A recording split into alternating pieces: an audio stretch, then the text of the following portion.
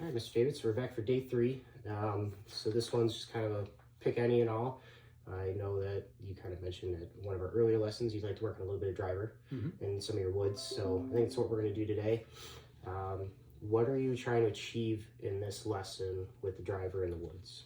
A little more distance is always nice. You know, if I can pick up a few more yards, that'd be awesome. Okay.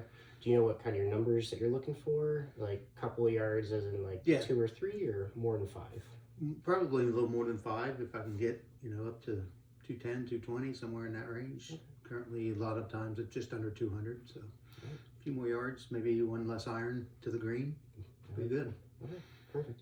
Do you know what woods you have currently in the bag? Just TaylorMade, not sure of the year. It's about 4 or 5 years old. So we can look at that. And were you fitted for this one though? No, it was not. It was not. Just kind of off the shelf. Yep. Perfect. Well, we can look at all that, make sure we're getting all the swing functions down.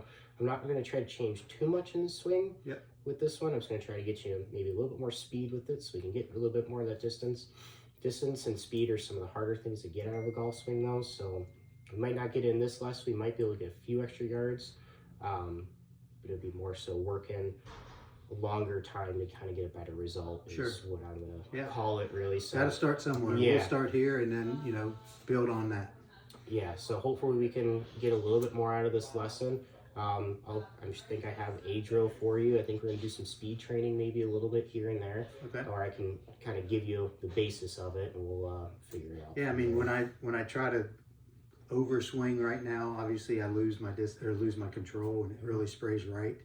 So picking up that distance and still maintaining somewhat consistency and keeping it in play, that's the goal. Perfect. All right. Well, a few more. Yeah. So with adding the distance, I'm going to look at the spin rate of the ball too, because that might be a distance killer. I know I have a spin rate issue using my driver. Yeah. So what's the spin rate you were looking for, you think? That's a number I don't really look at. So realistically, I'd like to have it like 2,500, somewhere around there. Okay. It is a little low, but I feel with your speed, it'll probably benefit you a little bit more, get a little bit more rollout, some more hop. Okay.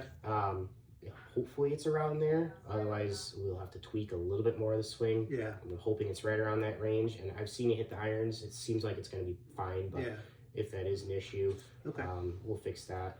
And all the spin rate's just created just by you hitting down on the ball, kind of like with the irons, how you're trying to hit the ball in the ground. Correct. The same thing with the driver. If you're hitting the ball first, kind of on the downswing, that'll create more of the spin. Interesting. Okay. Excellent. We'll figure that out when we kind of get in there and go from there with it. Perfect. So perfect. Alrighty.